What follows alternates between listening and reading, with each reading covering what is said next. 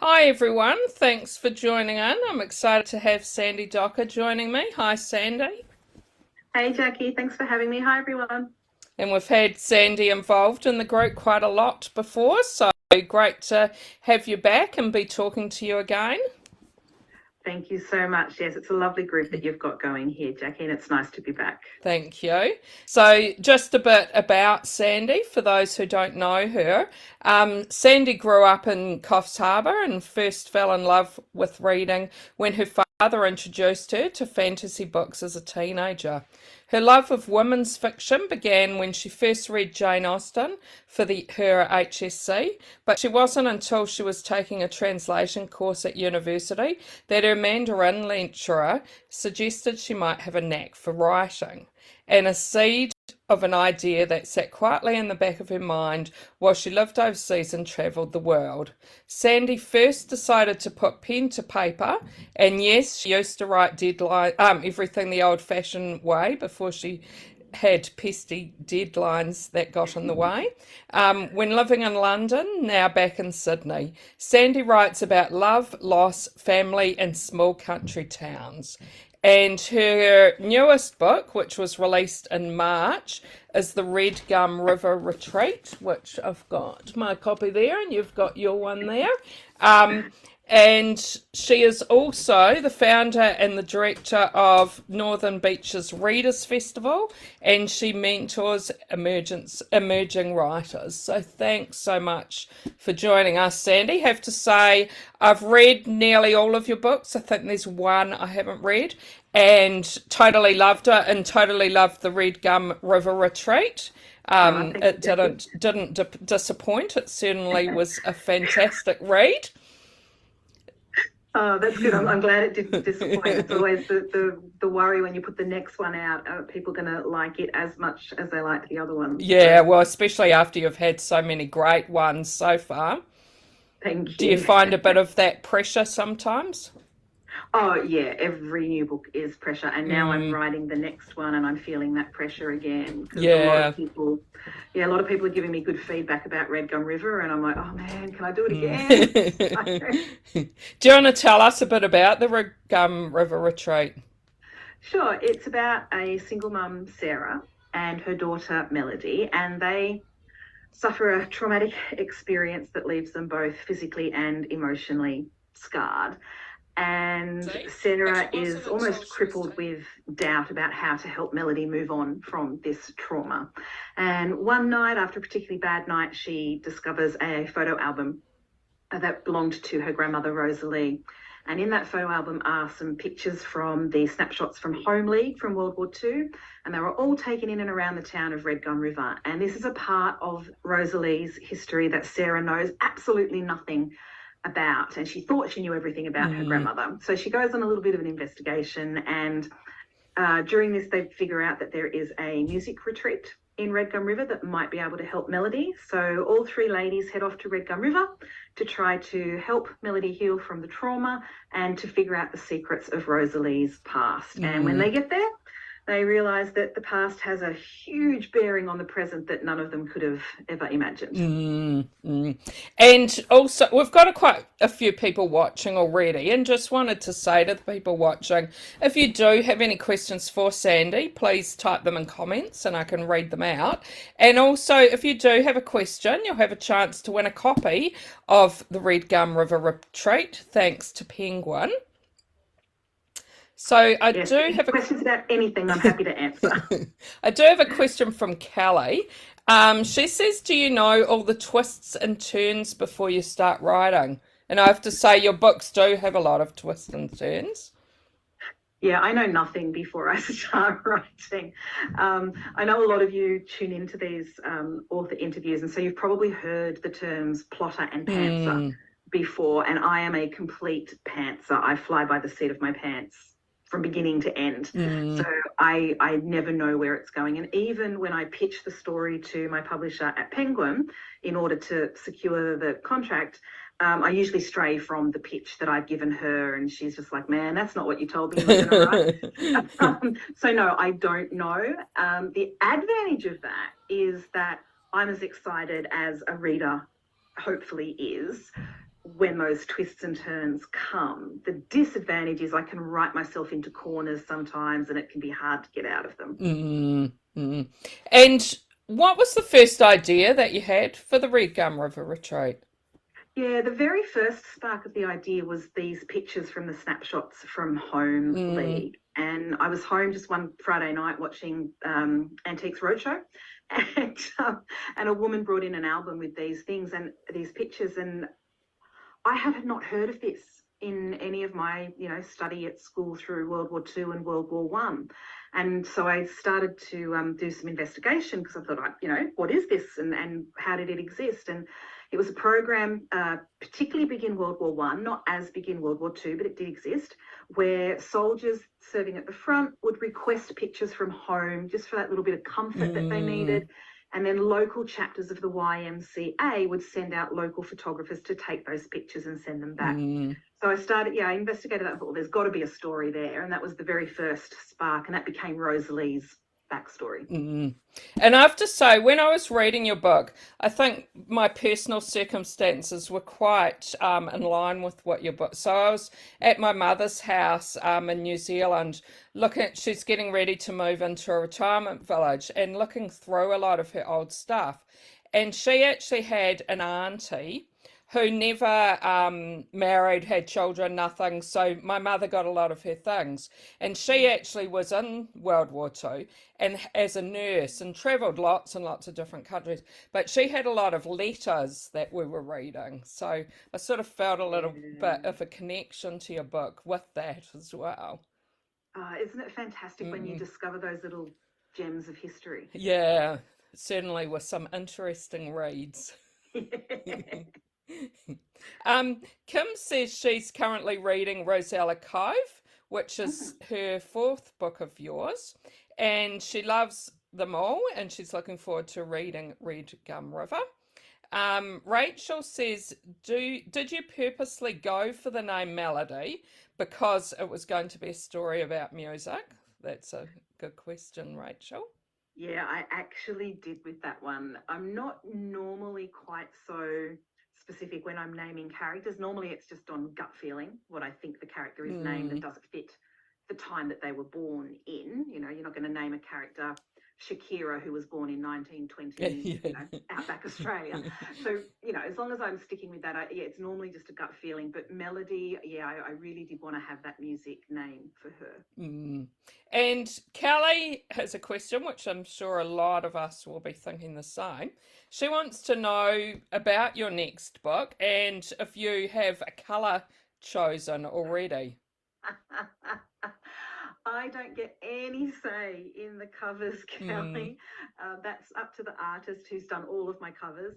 She does a fabulous job with them. The only input I have is because they brief the cover artist so early on before I've finished the story. I just tell my publisher what elements are in the story. So when we were doing Red Gum, she was like, have we got any animals in the story? I'm like, well, there is a possum in the story that's mm, important. So a possum ended up on the cover. So probably in the next couple of weeks, I'll have to let my publisher know what some of those elements might be. But mm, as for the rest of the color, yeah, I have no idea. It's a surprise for me, and yeah, I love mm, getting those emails. mm. And aren't the covers of all of your books stunning? Yeah, they're gorgeous. I've told Penguin that they're never allowed to let this cover artist go, that we are keeping her forever. Yeah, yeah. And Belinda says she loves all your books. She's currently reading The Red Gum River Retreat. She says your books all have a waterway in their title. She wonders if the next one will be the same. The next one, definitely. I suppose I can tell you, I don't think it's going to change. It may change. Mm. It's the Lieberd Lake Ladies Choir. So we've got a lake in the next one. Oh, nice. And I'm going to have to brainstorm some other watery themes for the next few, I guess. Mm. Mm. And Kelly also says so many incredible stories and characters. Do you have a favourite character so far? Oh, that's so hard, Kelly. Mhm. I have different characters that I love for different reasons. So Hattie who is in the Kookaburra Creek Cafe. She's one of my all-time favourites because she was a lot of fun to write. She's an ex-musical theatre star, so I had a lot of fun writing her. In Red Gum River, I love Ryan. He's Sarah's cousin, and I just think, oh, I need a Ryan in my life. I would love to have him. So they're probably my two leaders of my favourite characters at the moment. And Kim says your stories are always so emotional. How do you evoke such strong feelings in your books? Oh, thank you so much, Kim. That's lovely. And that is the goal of every author, is to, you know, evoke some kind of a response from our readers. I think it is being vulnerable enough to tap into my own emotions. There's definitely a part of me in every single one of my books that I've written, whether it's a character trait or an experience that's, that I've morphed into those characters. So being vulnerable enough to go there in myself and then put that on the page, because there's a lot of things that I deal with in my stories, even though they're uplifting stories. There's some heavy stuff that we deal with, and one of the best pieces of advice I got when I first started writing was, if you're going to go there, go there. Don't dance around the issue. And so that's something that I've taken to heart. So whenever I know that I'm going into this emotional scene or story arc, I make sure that I try my best to be authentic with it and to do it justice. Yeah, yeah.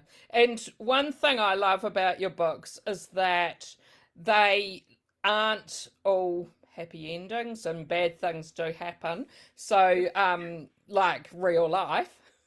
Yeah. Yeah, that's exactly right. And I do that deliberately because I don't like it when everything's tied up with a neat pink bow, because that isn't life. That's not what Yeah. we experience. And even though we read to escape life, I think it still has to be relatable. And that's what I try to do, with those endings. And it was funny with the Red Gum River, and I won't give any spoilers away, but those of you who have finished it, in one of the editing rounds, my editor came back and she wanted a much more pink bow ending to it around two particular characters. And I responded But to her that's with, not like how you are or something. it's not. And this was a new editor for me, so she didn't know that I kind of always ended with that bittersweet ending. And I said to her, well, actually, I wanted to kill a few more people. And she went, okay, all right, you can keep it. So, And Rachel says she loves that the book has three generations in it, which have to admit that's something that I really loved as well. Did you think back to your childhood for any inspiration? there's a lot of my childhood in all of my books in terms of the settings, because I grew up in Coffs Harbour, which, for those of you who don't know, it's on the north coast of New South Wales. I live in Sydney now. But back then, when I was growing up, there was only 25,000 people in Coffs Harbour. So it was a much smaller place than it is now. And so a lot of my childhood was spent in and around small country towns and, the towns around Coffs Harbour. So I draw a lot of that into the towns that I create in my stories, and that sense of community that small towns bring, that I love and I kind of miss living in Sydney. So yeah, there's a lot of that part of my childhood in my stories. And Kelly has an interesting question. She wonders if you could describe your book in 5 words. Ooh, Kelly. Wow. Hope, heartache, healing, 3, and emotionally vulnerable. Great. Yeah, no, that's great. I've never been asked that. That was really hard, Kelly. Belinda wonders if this story is based on any real towns apart from mentioning the Rocks and the Opera House. No, I tend to cherry pick from towns that I've been to and towns that I've, visited and that sort of thing. I try very hard not to base any of my towns on real places, because if you do that, you have to do those real towns justice. And if you Yeah. get any details wrong, someone's going to know and they will pull you up about it. And I like the freedom that it gives me when they're not based on real towns. Now, obviously, I think in Red Gum River, she comes from Sydney, and so we're talking about driving distances from Sydney. So you kind of have a vague idea where it is, but I like to deliberately keep it vague.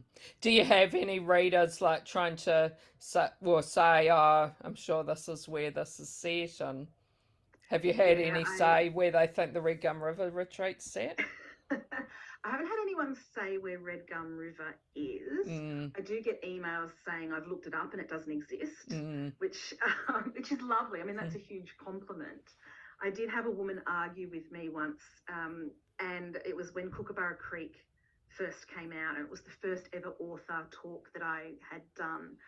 And she said, "Where is Kookaburra Creek?" And so I answered where in my head Kookaburra Creek approximately is in Australia, which, back then in my head it was somewhere down on the south coast. And she put her hands on her hips and stared me down, and she said, "No, it's not. It's in the Blue Mountains." Okay. So I've never answered that question ever again. No, that's funny. And if you could be a character from any of your books for a day, who would you choose and why? Who would I choose and why? Can I have two answers to that? Okay. Okay. So the first one would be Hattie. From the Kookaburra Creek Cafe, and present day Hattie, because she's just so free to be who she wants to be, and I would love to have that freedom to say what I want to say and do what I want to do and bugger the consequences for it. I would love to have that kind of attitude. And then the other one would be, I would like to be Rosalie in the past, in 1945, and just experience what she went through in 1945. Yeah, no, that's a great answer. Kelly says she loves how realistic and relatable your books are. Is there an author you enjoyed to read? And I'm also wondering if there might have been something you've read lately you want to recommend to us. I tend to read a lot of women's fiction, which obviously, is my home. And then historical fiction is the other genre that I love to read.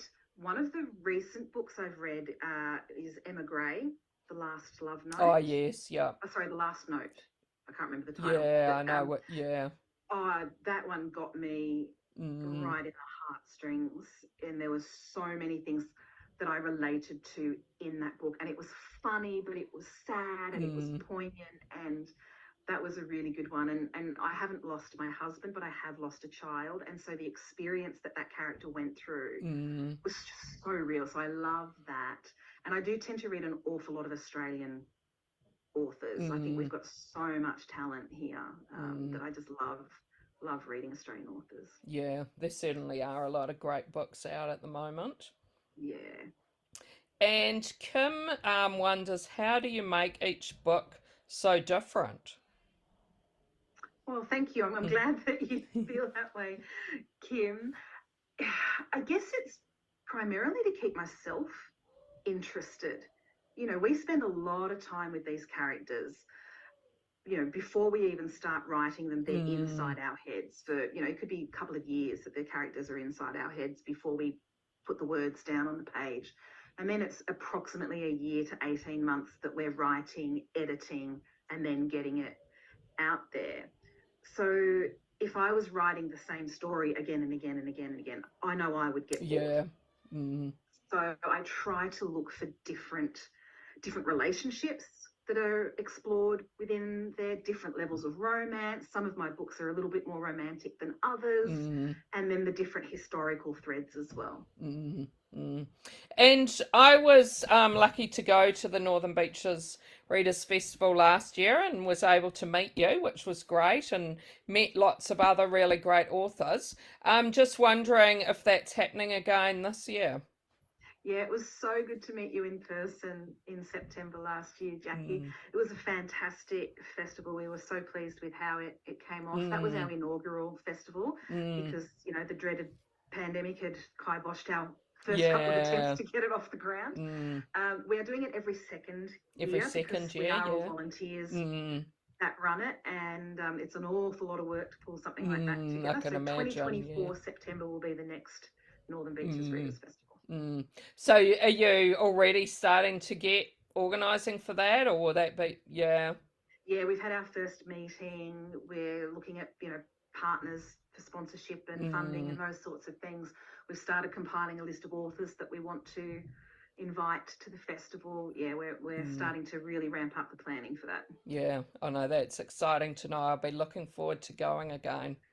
Yeah, it was a good weekend. Tiring, but It good. was, yeah. And I'm wondering what you think. If you think of a successful writer, what does that mean to you? I guess there's varying levels of success. From the publisher's point of view and from the business point of view, it's sales, sales, sales. That's a successful writer. And that also means you get another contract. Most of us are on 1 or 2 book contracts at a time. I'm usually on a 2 book contract at a time. And then if you don't sell, you won't get another contract. So that's part of it. The other levels are more personal levels. So for me, if I'm doing my job right, I get those emails from readers who connect with my stories and have a really personal reaction to them. That means the absolute world to me when I get those messages from readers. And that's the stuff that keeps you going, when you're staring at the blank page for the next book and you have all of that doubt that you can do it again. When you get one of those emails through, that really is just a really, that's the height of what we do, is that connection that we have with our readers. And that sort of leads into my next question. Like, I'm sure you get a lot of contacts from readers. Is there anything you could share with us that might have really surprised you or really touched you that you received from a reader? Yeah, we get all sorts of emails as authors. Some of them are fabulous and some of them are not so fabulous. The not so fabulous ones are probably the ones that surprised me the most, that somebody, took time out of their day to send a not so pleasant email. That kind of I would never do that. Yeah. To anyone. So that's always interesting. But the ones that really stick with me, as I said, the ones that are really personal, I had a woman reached out to me at one point and said that she had suffered a stroke 18 months previously and hadn't been able to read since her stroke. And my book was the first book that she managed to finish since her stroke. And that brought me to tears, that level of, my stories are simple, they're not going to change the world. But when they hit home like that with somebody, that's everything. Yeah, that's really special. Yeah. And with the Red Gum River Retreat, have you been doing a lot of in-person promotions and library visits, or? Not yet, about to kick off on that. So I had my launch when it first came out. That was just a local gathering, which was fantastic because I wasn't able to launch the Banksia Bay Beach Shack or the Wattle Island Book Club because they both came out during lockdowns. So it was really fun to have an actual in-person launch. I was in Queensland a couple of weeks ago for a festival up there, which was fantastic. But I'm just now locking in all of the other events, and so that'll be after the school holidays because obviously libraries are usually busy with school holiday activity in the holidays. So I'm heading into country Victoria and a few other places, and I'm starting to put those up on my social media now. Okay, sounds good. We'll have to look out for them. Yep. Rachel wonders if your goal is to publish one novel a year. That is what the contract states, Rachel. Those of us who write in this kind of area, women's fiction, romance, crime, that sort of thing, we tend to be a book a year, and it's to keep the momentum going. So the Highbird Lake Ladies Choir will hopefully, if all goes well, come out around this time next year. And yeah, so it is a book a year that I'm on. And how do you set, do you set goals for yourself, or how do you? Yeah, I do, but I always fail at them. I'm shocking with that. I never set New Year's resolutions because I know I'm going to fail, and then I just feel really bad about myself. So I do set goals, and it might be like a word count or something like that for a day, and then I don't meet it, and then I beat myself up. I'm trying to take a broader approach rather than I want to write 3,000 words today. Mm, I tend to take a bit, I want to be in front of the computer and I want to get some words down. That tends to be the goals that I set because, yeah, I'm just setting myself up for failure. mm. And when you're writing, do you have a favourite snack or drink? I drink water. I'm not very Mm, exciting when it comes to beverages. Still all sparkling. Sparkling's as exciting as I mm, get. Um, Snack-wise, chocolate, man, it's such a yeah. bad thing. But Mm, yeah, I eat chocolate way too much when I'm writing. mm. I think that if I was a writer, I think chocolate would be my thing too. And Kim wonders if there's any other genres you would like to write one day. If I was clever enough, I would like to write in every Yeah. genre. Well, maybe not horror. Can't go Mm, there in my head. I'm too big a scaredy cat for that sort of thing. You know, fantasy would be amazing, but I know I'm definitely not smart enough to write fantasy. Those guys mm, are so clever who mm, write in that genre. If I was to write in another genre, it would probably be a straight up historical mm. novel. I think that would be really fun. But again, I don't know if I'm smart enough. The amount of research that, Your books do, they go a bit into, don't they? yeah, they do. And I Mm, always have to do more research than I think when I first mm, start out with each new book. But it's not straight up historical. So I can mm, get away with not doing as much research as a pure historical writer would do. But yeah, that would, if I was to change genres, that would probably be where I'd head. mm. And could you tell us a bit about the research you did for the Gum River Retreat? Yeah, so I had to research the snapshots from home Mm, and what that was, and also what it looked like for the people back home, you know, and particularly for the women and in the small country towns where you're not touched directly by what was happening mm, overseas, but, you know, the domino effect of how that looked for them at home waiting. So there was a fair bit of research involved there. We do have Edward, who's one of the brothers. Um, in the novel in 1945. We have a few chapters of points of view from him, and he is serving in Borneo in World mm, War II.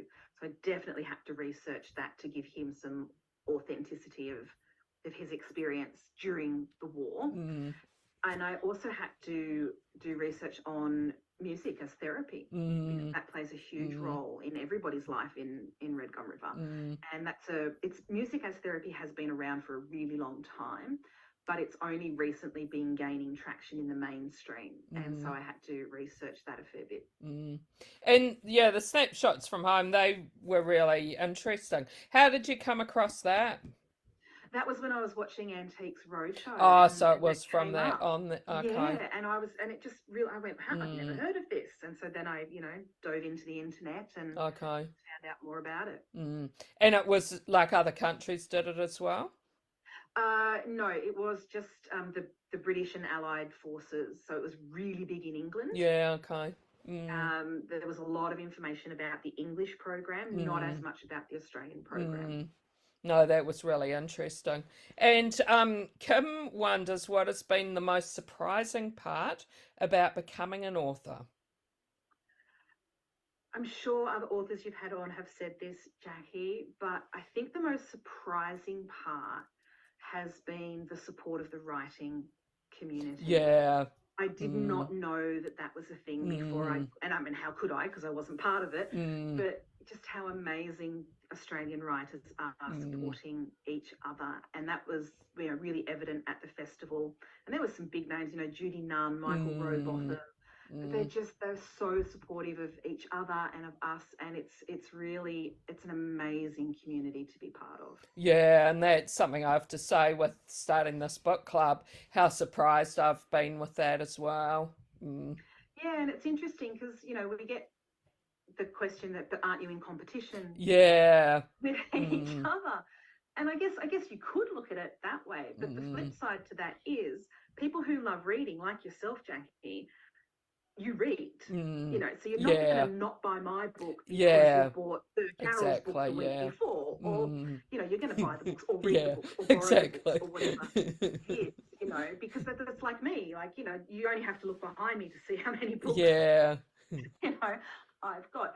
And so that's the people are surprised by that. And it isn't that we don't have that sense of competition between Mm, us. We really do support each other. And I think the other thing that surprises people outside of the writing community is that, you know, I think the cynics amongst people would say it's just for show on social media. You know, I spruik a lot of authors on my social mm, media, they spruik me, and it's just for show, but it's not. I can guarantee you behind the scenes, you know, we're ringing each other, messaging each other, yeah. having Zooms with each Mm, other. The support behind the scenes is even greater.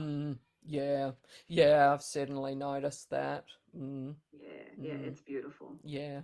Well, thanks so much for chatting with me again. I always love talking to you and hope to catch up with you again. Thank you so much for having me, and I'm sure we will catch up again, if nothing Mm, else, next year at the festival, but yeah. hopefully before then. Yeah, and thanks for those who asked questions. We had some really great questions. Thank you. And if anyone is watching this back later and asks a question, I'll pop in and see if I can answer it as well. Yeah, thank you. Bye, everyone. Thanks, everyone.